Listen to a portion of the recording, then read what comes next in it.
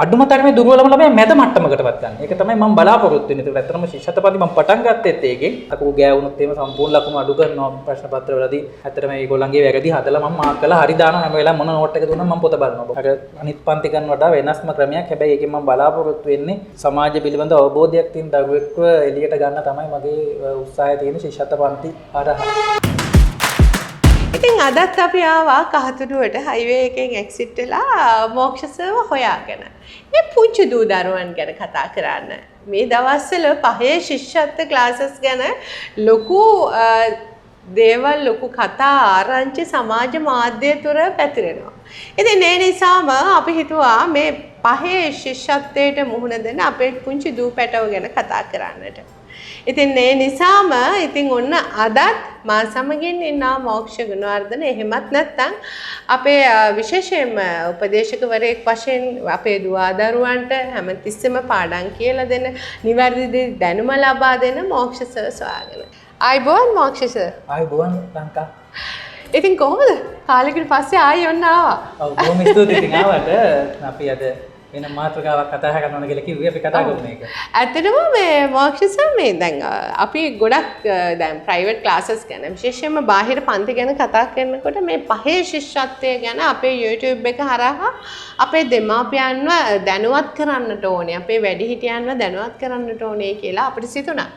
මොකද අපි සාමාන්‍යයෙන් ඔබ දන්නවා විශේෂයෙන්ම අපේ YouTube එක හරහා නිවැරදි දේවල්, ප්‍රමිතිගත දේවල් සහ නිවැරදි දේ පිළිබඳ දැනුමක් ඔබට ලබා දෙන්නට තමයි නිරන්තරයෙන්ම අපි කණ්ඩායම උත්සාහ කරන්නේ. ඉතින් ඒ නිසාම අද අපි හිතුවා මොක්ෂ සර් මොකද ශිෂ්‍යත්ව ක්ලාසස් අමතර පන්ති වශයෙන් පවත්වනවා. මම දන්නා ඔබගේ ක්ලාස් එකට එන දුවදරුවන් ඉතාමත් උසස් ලකුණු ලබා ගන්න ශිෂ්‍යත්වයේදී. ඉතින් ඒ නිසා මම කැමතියි මුලින්ම අපි ඒ හා සම්බන්ධව කතා කරන්න. සමාජයේ ඇහෙන කතාවක් තමයි ශිෂ්‍යත්ව ක්ලාසස් ළමයින්ට අවශ්‍යද? එහෙමත් නැත්නම් ශිෂ්‍යත්ව විභාගය සිලබස් වලින් අයින් කරන්නත් පහුගිය කාලේ කතාවකට ලක් වුණා. ඉතින් ඇත්තටම මේ ශිෂ්‍යත්ව විභාගය ගැන මම කැමතියි ඔබතුමාත් එක්ක මුලින් කතා කරන්න.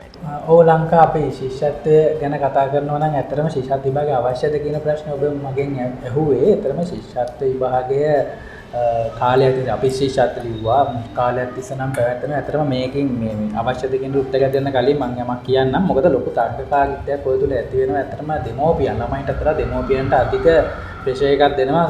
බොහොමයක් දෙමෝපියන් හැමෝම නෙමෙයි බොහොමයක් ලොකු ප්‍රෙෂර් එකක් දෙනවා ළමයින්ට. ඒ නිසා ළමයි සමහර වෙලාවට ලොකු ප්‍රෙෂර් එකකට ලක් කරනවා. සමහර වෙලාවට ඒක නිසා ඉතින් යම් ගැටලුකාරී තත්ත්වයක් තියෙනවා. අපිට අධ්‍යාපනයේ ඉහළ බලදාගෙන ගන්න තීරණ පිළිබඳව අපිට ඒ සම්බන්ධයෙන් ලොකුවට කතා කරන්න, ඒ කියන්නේ ඒ සම්බන්ධයෙන් අපිට කතා කරා කියලා කරන්න පුළුවන් දෙයක්වත් නැහැ. අතට මගේ පෞද්ගලික මතයක් විදිහට කියනවා නම් ශිෂ්‍යත්වයේ තුල කියලා විභාගයේ තිබුණාට කමක් නැහැ. නමුත් මේ ඇති වෙලා තියෙන අධික තර්කකාරී ස්වභාවය නැති වෙනවා නම් හොඳයි. ඇත්තටම මේ පොතක්වත් බලලා කියව ගන්න බැරිලම අපිට 6 දී අහුවෙනවා ගණන් පන්තියේදී.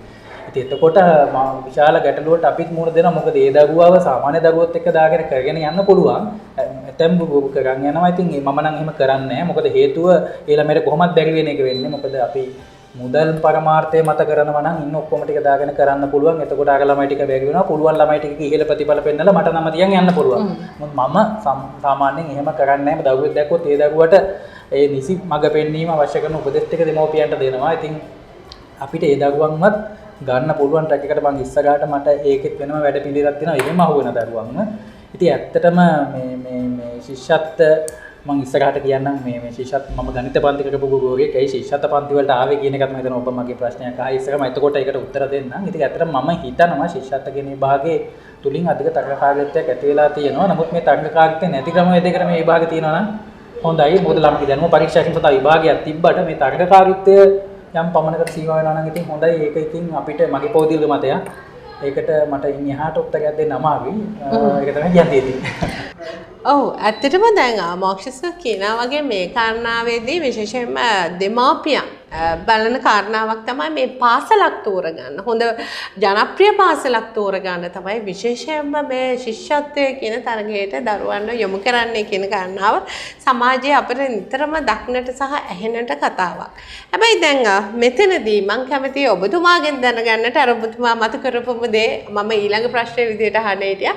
දැන් ගණිතය සම්බන්ධයෙන් විශාල දැනුම් සම්භාරයක් දරුවන්ට එකතු කරන ඔබතුමාට ඇයි හිතුනේ ශිෂ්‍යත්ව ක්ලාසස් කරන්න? ඇත්තටම ඒක දෙමෝපියන්ගෙන් හා දරුවන්ගෙන් ආපු ඉල්ලීම නිසා තමයි මම මීට වසර දෙකකට වගේ කලින් තමයි ශිෂ්‍යත්ව ක්ලාසස් පටන් ගත්තේ. එතකොට අපි 3 4 5 පටන් ගත්තා. ඒකට දෙමෝපියන්ගෙන් ආපු ඉල්ලීමක් එක මොකද මමත් ඇත්තටම ආසාවක් ආවා. මොකද ඇත්තටම දැන් මොකද 3 4 වසරේ ළමයෙක් මගේ ළඟට ගත්තොත් මම කොහොම හරි මොකද මට වගකීමක් තියෙනවා. දැන් මට 6 ඊට පස්සේ ඒ ළමයා 6 දෙද්දි මට කියන්න පුළුවන් කමක් නැහැ මගේ ළමයෙක් මෙයාට කියවන්න බෑ කියලා. එහෙනම් මම ෆේල් මන් දකින්නේ ඒකයි.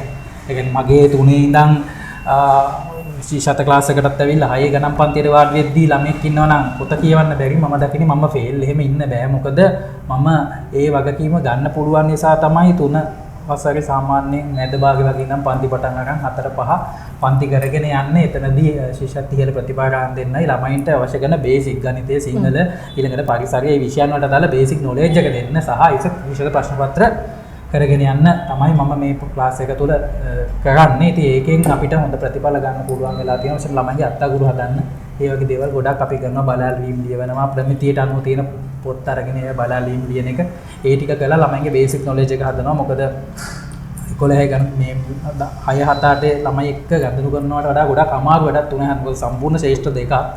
එතකොට ඒගොල්ලෝ එක්ක ඩීල් කරන්න ඕන වෙන විදිහකට. අපි ඒ විදිහට තමයි මම ක්ලාස් එක කරගෙන යන්නේ. අපිට එතකොට සෑහෙන වෙහෙසකුත් ගන්න වෙනවා. නමුත් ඉතින් සාර්ථකව කරගෙන යනවා. ඔව් ඇත්තටම මේ මොක්ෂිස මේ කාරණාවේදී කතා කළ යුතු කාරණාවක් තමයි දැන් ශිෂ්‍යත්ව විභාගයක් කියලා කියන්නේ දරුවෙක්ගේ අත්අකුරු ඒ වගේම දැනුම සාමාන්‍ය දැනීම මේ කාරණා තමයි වැඩිපුරම පරිසරයේ මේ විෂයන් කෙරෙහි තමයි යොමු වෙන්නේ.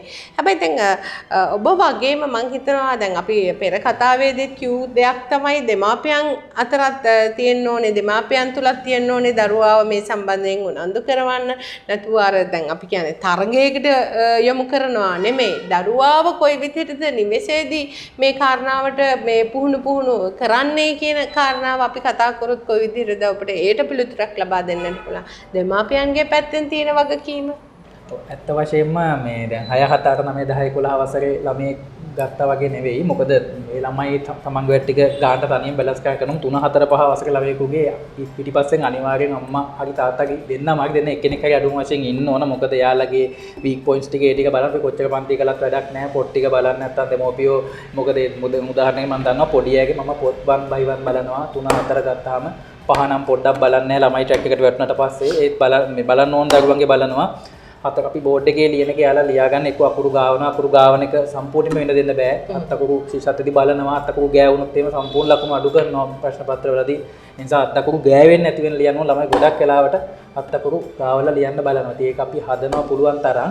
ඒ වගේම තමයි අතකුරු පැහැදිලි වෙන්න ඕන කෑලි ලියනවා. ඉතින් ගොඩක් වෙලාවට අපි බෝඩ් එකේ දාන එක ළමයි වරද්දක් ලියාගන්නේ 1 by 1 මම නෝට් බලලා දරුවන්ගේ හදනවා.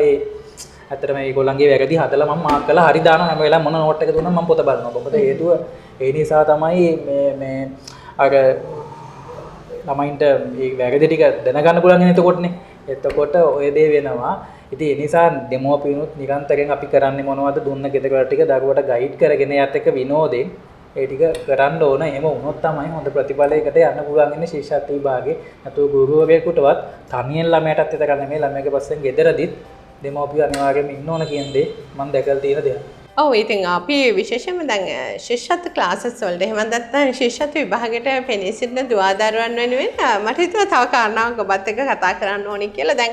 දැන් දරුවෙක්ව දැන් අපි දන්නවා grade 6 ළමයෙක්ව OLS වලට සූදානම් කරන ළමෙක් වගේ නෙවෙයි පුංචි දූ දරුවන් විශේෂයෙන්ම පහේ පන්තියේ ඉන්න දූ දරුවන් ඒගොල්ලන් හැමතිස්සෙම එක තැනක තියාගන්න හරි අමාරුයි.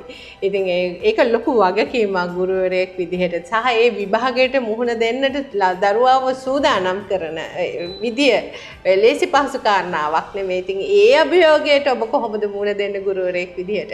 ඇත්ත වශයෙන්ම ලංකාව ඔබ හොඳ ප්‍රශ්නයක් යොමු කළේ. මම කලිනුත් කිව්වා මොකද මේ 6 7 8 9 10 11 ඒ වගේ ළමයි එක්ක වැඩ කරනවා වගේ නෙවෙයි 3 4 5 ඒගොල්ලෝ හරි දඟයි මොකද ඒගොල්ලෝන්ගේ මානසිකත්වය තුළ සම්පූර්ණ රහසයි පොළොවේ වගේ මානසික මට්ටම් දෙකක් අර ළමයින්ට කතා කරන දෙයට මෙයාට කතා කරලා මෙයා පන්ති වල ගන්නෙන්නේ නැහැ මොකද මෙයා හැම වෙලේම අපි මේ ඒගොල්ලෝන්ගේ මානසික මට්ටම තේරුම් ගන්න මොකද පොඩිය ගොඩක් අය දඟයි ඇත්තටම දැන් ක්ලාස් එක ගත්තාම අපි පොඩ්ඩක් අනිත් පැත්ත බලනකොට ළමයි නැගිටිනවා ඒ වගේ දේවල් වෙනවා එතකොට එයාලව බැලන්ස් කරගෙන යනවා කියන එක ටිකක් අමාරු දෙයක් එතනදී ඇත්තටම මම පැය 3ක් විතර සමහරට පන්තිය කරනවා කරද්දී පැය 3ක් පොඩි අයව තියාගන්න බෑ එයාලා ආසාවෙන් ඉන්නවා ඒකට හේතුව තමයි අපි ඇත්තටම අපි මේ සින්දුවක් කියලා සින්දුවක් අපි යාලට වීඩියෝස් දාලා පෙන්නනවා එතකොට ඒ මම ගොඩක් වෙලාවට ඒකට පාවිච්චි කරන විෂය නිර්දේශය තුලම තියෙනවා සින්දු ටිකක් මේ යම්කිසි සින්දු ටිකක් තියෙනවා මෙන්න මේ ටික කරන්න කියලා. ඒ ටිකම තමයි මම පාවිච්චි කරන්නේ ගොඩාක් වෙලාවට ඒ ටිකම පාවිච්චි කරලා ඒ සින්දු දානවා. එතකොට ඒගොල්ලන්ට ඒ සින්දු මතක හිටිනවා.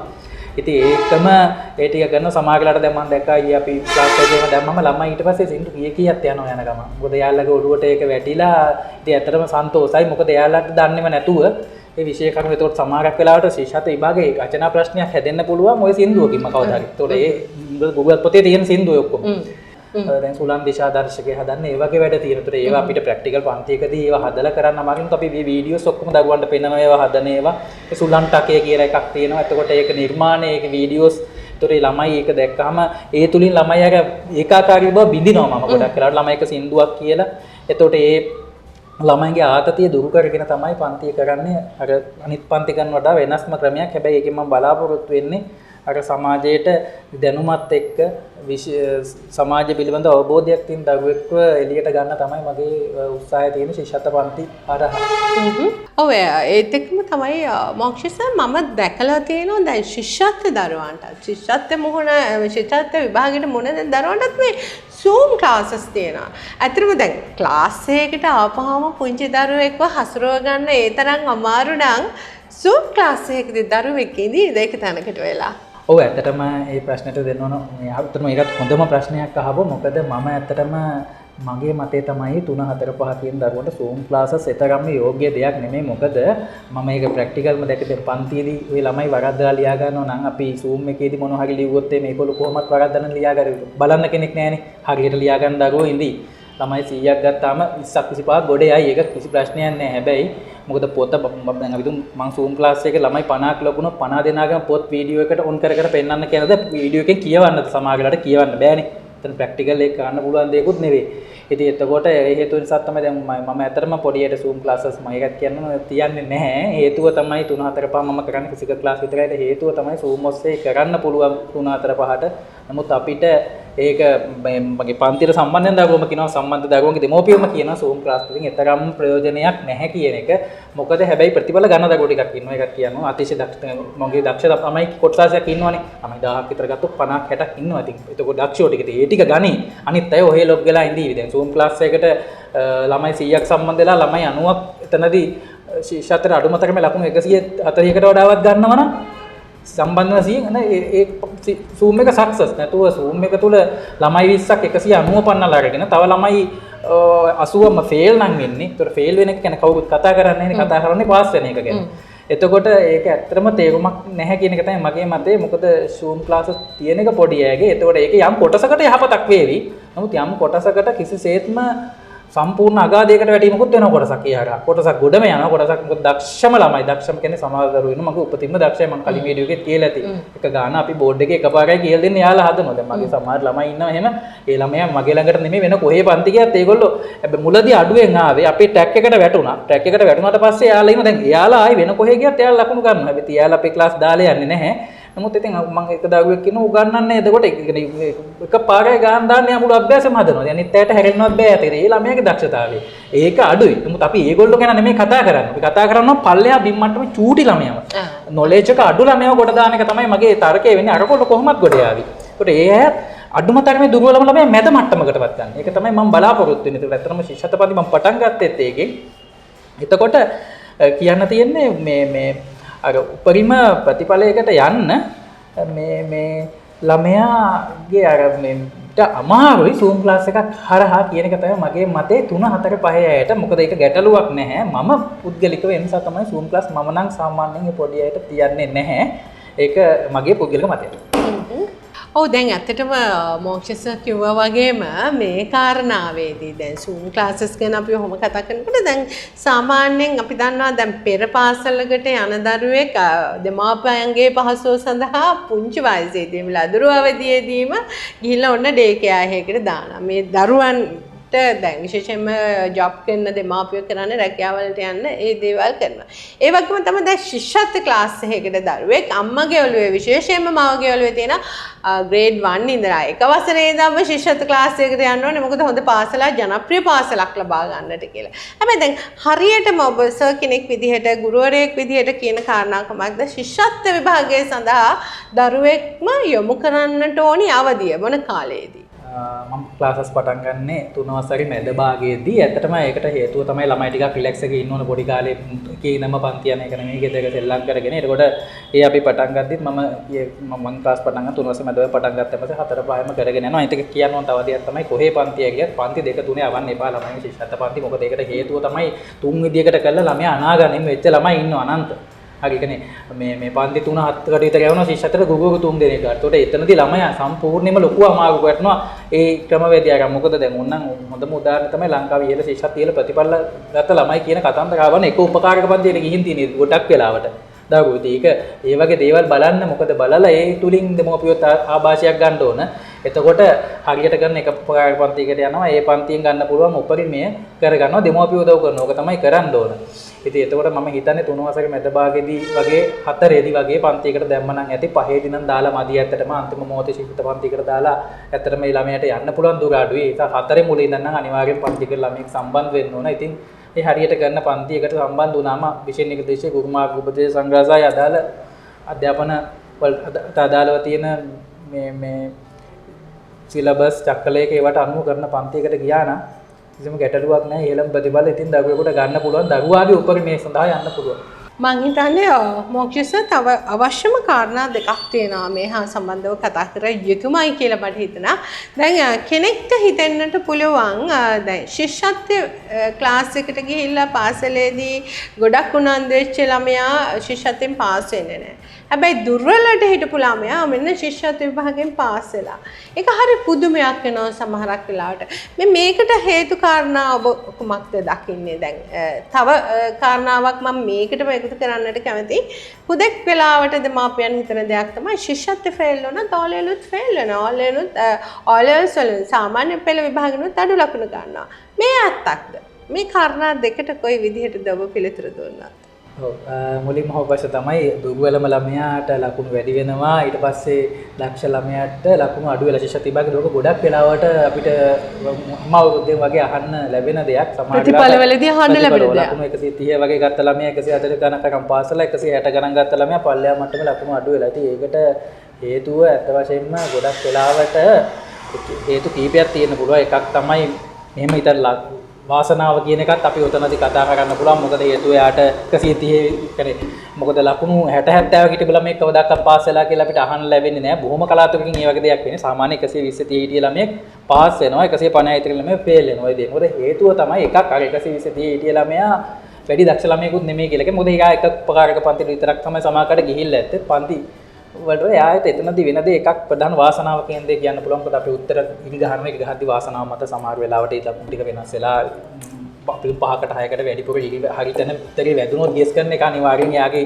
මේ මට්ටම ගිහලා පාස් වෙන්න පුළුවන්. අතන අවාසනාව මතත් 150 ළමයා තල්ලු වෙන්න පුළුවන්. ඒක වාසනාව කතන්දරේ. නමුත් තව දෙයක් තියෙනවා මේ මොකද 150ක් 60ක් ගත්ත ළමයෙක් අඩු වෙන තව දෙයක් තමයි මම දැකපු දෙයක්. සමහර වෙලාවට පාසල් වල දැන් ගොඩක් වෙලාවට ශිෂ්‍යත්ව විභාගයේදී ව්‍යාකරණ හිම හරියටම බලනවා. දැන් මම දන්නතරමින් මේ කියන්නේ ශිෂ්‍යත්ව විභාගයේදී අකුරු ගෑවිලා තිබ්බොත් ගොඩක් ඒවටවත් ලකුණු දෙන්නේ නැහැ. සමහර වෙලාවට පාසල් වල තියෙන වාර විභාගවලදී මට අහුවෙන ළමයි තමයි මේ ළමයි අකුරු ගාවලමයි ලියන්නේ. ලකුණු 160යි කියන තේ. ඒ කියන්නේ ඉස්කෝලේදී අර ගාවකොට ලකුණු දීලා තමයි 160 හදලා තියෙන්නේ.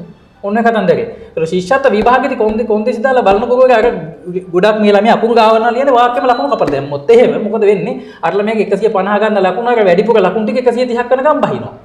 එතකොට අර 130 ගන්න ළමයා අකුරු ගාවන ළමයි නෙමෙයි. එයාට වාසනාව එයාට ලක් එක හරි හිටලා ඉවර වෙලා එයා දෙක තුනක් හරියට ගහපු ගමන් දෙකමාර ඒවා හතරක් පහක් 140 පයින්. ඔන්න ඕකත් එක ප්‍රධාන හේතුවක් විදියට මම දකිනවා. ගොඩක් මම දැකපු දේ.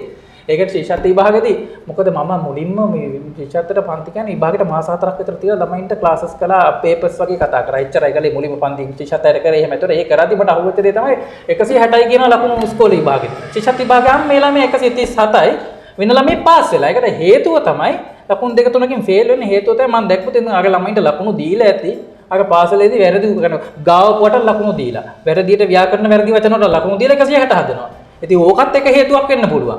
එතකොට මම හැම වෙලෙම මම උත්සාහ කරන ළමයින්ගේ වැරදි ටික හදන්න. මොකද අකුරු ගාවන එක නම් මම ඉඩ දෙන්නෙම නෑ. අනිත් එක ව්‍යාකරණ ටික හරියටම ලියන්න ඕන. දැන් උදාහරණයක් විදිහට අකුරක හරි ඒ කියන්නේ ව්‍යාකරණ ලියද්දී මුගතර නයන්ෙන් තැන්න දන්තර නයන් ලිව්වොත් දන්තර නයන් දැන් මුගතර නයන් ලිව්වොත් අර්ථ දෙකක් වචනයක තියෙනවා.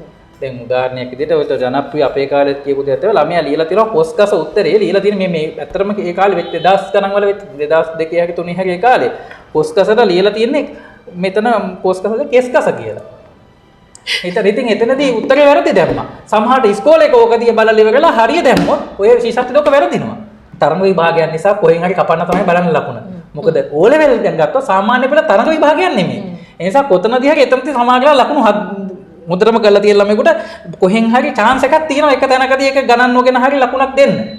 හොඳටම කරලා තියෙනවා නම් ලකුණු 74ක් තියෙනවා නම් කොහෙන් හරි chance එකක් තියෙනවා එයාට රචනාව කරන්න. නමුත් තරඟ විභාගයකදී එහෙම කරන්නේ නැහැ. තරඟ විභාගයකදී කොහොම හරි මොකද නැත්නම් අනිත් ළමයෙකුට අසාධාරණයක් වෙනවා. ඒ නිසා මොකද ඒකේ එක ලකුණක් කියන්නේ ඉස්කෝල දෙක තුන ලොකු ඉස්කෝල දෙක තුනක වෙනසක් වෙන්න පුළුවන් ඕකේ. හොඳ ඉස්කෝල දෙකක් අතර වෙනසක්. කොයලා ආනන්ද විශාකා දේවි බාලිකා ඔය දෙක අතර වෙනසක් එකලයි. ඒ නිසා එතනදී අනිවාර්යෙන් බලන්නේ ලකුණ කපන්න පුළුවන් තැනදී කපලම දානවා. ඒ කිසි කතා දෙකක් නැහැ. එතකොට ඕක තමයි මම දකින්නේ හේතුව මේ ඔය ඔකට මම දෙන්න තියෙන උත්තරේ. ඇත්තටම බහපු අනිත් ප්‍රශ්නේ තමයි ශිෂ්‍යත්වයේ ෆේල් වුණොත් O level A level fail වෙනවද කියන එක. මට ඒකට දෙන්න තියෙන උත්තරේ ශිෂ්‍යත්වයේ ෆේල් වෙලා ඉන්න ඕන තරම් කට්ටිය ඉන්නවා. ඉන්ජිනියර්ස්ලා වෙච්ච, ડોක්ටර්ස්ලා වෙච්ච. ඉතින් එතකොට එතනදී බොහොම පැහැදිලිවම කියන්න පුළුවන් ශිෂ්‍යත්ව කියන්නේ එක විභාගයක් විතරයි. හැබැයි එතනදී වැදගත් වෙන දේ මේ ශිෂ්‍යත්ව කාලේ කියලා ෆේල් වුණා කියලා නිදහසක් කරන්නේ අවශ්‍ය කරන විෂය කකුන් ටික අගට ගන්න ඕන. ගණිතයේ ටික බේසික් නොලෙජ් එක. මම කිව්වා දැන් 6 දී මට අහුවෙනවා කියලා වැඩ ගන්න පුත් කියව ගන්නවත් බැගලා මෙතන. ඒ කියන්නේ ඒ නොලෙජ් එක නෑනේ. ඒක 3 4 5 දී ගන්න ඕන බේසික් නොලෙජ් එක තියෙනවා. ගණිතයේ සිංහල පරිසරයේ විෂයන් අදාළ සාමාන්‍ය දැනුම ඒ ටික ගන්න ඕනේ. ඒ ටික හරියට අරගත්තොත් අපිට කිසිම ගැටලුවක් නැහැ. මොකද මේ ඉහළ ප්‍රතිඵලයකට යන්න O level A level වල. මොකද හැබැයි ශිෂ්‍යත්වයේ ෆේල් කියලා ලකුණු 5ක් ශිෂ්‍යත්වයෙන් අරගත්තොත් එහෙම ඒ කියන්නේ මොකුත්ම බෑනේ. ඒ ළමයා දිගටම බැහැම තමයි මේ විදිහට දිගට මේ පාරේ ගියොත්. හැබැයි ශිෂ්‍යත්වයට ඒ කියන්නේ එයා අපි තුම 138ක් ලකුණු දෙකකින් දුරකින් අසමත් තුනත් එයාට බේසික් නොලෙජ් ටික මූලික ටික ගන්න ළමයෙකුට කිසිම වෙලාවක බැරි වෙන්නේ නැහැ. O level බොහොම ලේසියෙන් කොට දාන්න පුළුවන්. මොකද විභාග ඒ මත ඩිපෙන්ඩ් වෙන්නේ නැහැ කිසිම අවස්ථාවක. ඒක ඕන තරම් අවස්ථා තියෙනවා අපිට උදාහරණ කියන්න පුළුවන්. ડોක්ටර්ස්ලා වෙච්ච ඉන්දියන්සු ගණකාධිකාරියෝ ඊට පස්සේ කලා ශාස්ත්‍රයලට ගිය අය කලා උපාධිධාරීන් ගොඩක් අය ඉන්නවා. ශිෂ්‍යත්වයේ මෙලෝ දෙයක් බෑ.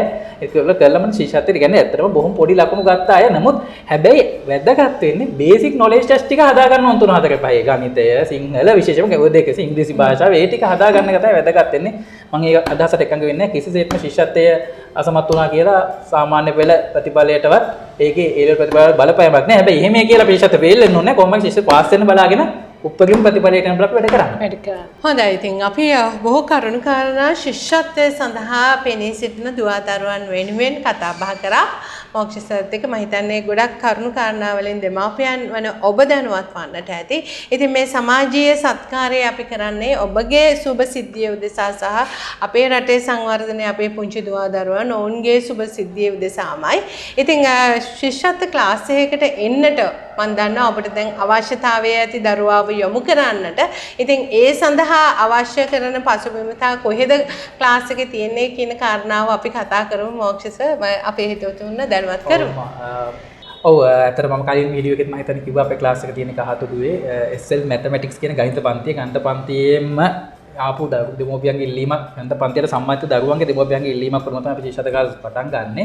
ඒතකොට පටන් අරගෙන කරගෙන යන්නේ. ඉතින් ඒ නිසා එන්න තියෙන්නේ කහතුඩුවට 120 වකන කොළඹ මාර්ගයේ ඔබට පාස් වෙන සම්බන්ධ වෙන්න පුළුවන්. highway exit එක කිට්ටුව තියෙන මම කලිනුත් ඔබ කියලා තියෙනවා. ඉතින් ඔයාලට මොනවා හරි විස්තර ක්ලාසස් එක ගැන දැනගන්න ඕන 0.76 0.21 29 කියන දුරකථන අංකය ඔස්සේ කතා කරලා වැඩි දුර විස්තර දැනගන්න පුළුවන්. මම ගොඩාක් කැමතියි මගේ ක්ලාස් එකට 3 වසරේ අගදී 4 මුලදී ළමයි සම්බන්ධ වෙනවා නම් මොකද මට එතකොට කිසිම ප්‍රශ්නයක් නැතුව දරුවෝ ටික ගොඩ දා ගන්න පුළුවන්. 5ේදී සම්බන්ධ වෙනවා දරුවෝ. නමුත් මට එතකොට කියන්න ඕන යම් සීමිත ප්‍රමාණයක් තුල තමයි يعني කරන්න. මොකද භාගයක් නෙමෙයි 90ක් කරලා ඉවරයි. එතකොට එතනින් ඉස්සරහට දැන් යමක් තමයි ඒ තුලින් පරිමයක් කරන්න පුළුවන්. මුල් අවදීම සම්බන්ධ වෙනවා නම් ඉතාමත් හොඳයි අපිට හොඳ ප්‍රතිඵල එතකොට ගන්න පුළුවන් දරුවන්ගේ. ඒක තමයි කියන්න තියෙන්නේ. මොනවා හරි මගේ ශිෂ්‍යත්ව ක්ලාස් එක සම්බන්ධයෙන් හරි විශේෂයෙන් මගේ ගණිත ගුරුවරයෙක් ගණිත ඒ සම්බන්ධයෙන් ගණිත පන්ති සම්බන්ධයෙන් මොනවා හරි දෙයක් දැනගන්න තියෙනවා නම් ඉතින් මේ මම තීරේ දැක්කෙන නම්බර් එකට WhatsApp කරන්න කෝල් කරන්න ගැටලුවක් නැහැ.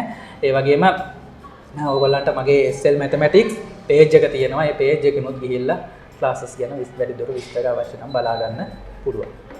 ඔව් ඉතින් මොක්ෂ සර්ත් එක්ක ඔන්න අද ඇවිල්ලා ආදරණීය ඔබ වෙනුවෙන් අපේ පුංචි දූ දරුවන් වෙනුවෙන් කතා කරේ ශිෂ්‍යත්ව විභාගය සඳහා පෙනී සිටින්නට බලාපොරොත්තු වෙන දූ දරුවන් වෙනුවෙන් විශේෂයෙන්ම අපේ දෙමාපියන් තමයි මේ හා සම්බන්ධව දැනුවත් කරේ. මම නැවතත් සඳහන් කරන්නම් මොක්ෂ සර්ගේ දුරකථන අංකය 076 021 26 29 තමයි දුරකථන අංකය. ඒ වගේම තමයි SL Mathematics කියන page එක ඔස්සේ තවත් වැඩි විස්තර දැනගන්නට පුළුවන්. හැබැයි මේ දුරකථන අංකෙන් ඕගලන්ට පුළුවන් කෝල් කරලා ඒ වගේම WhatsApp message වල තවත් විස්තර දැනගන්න.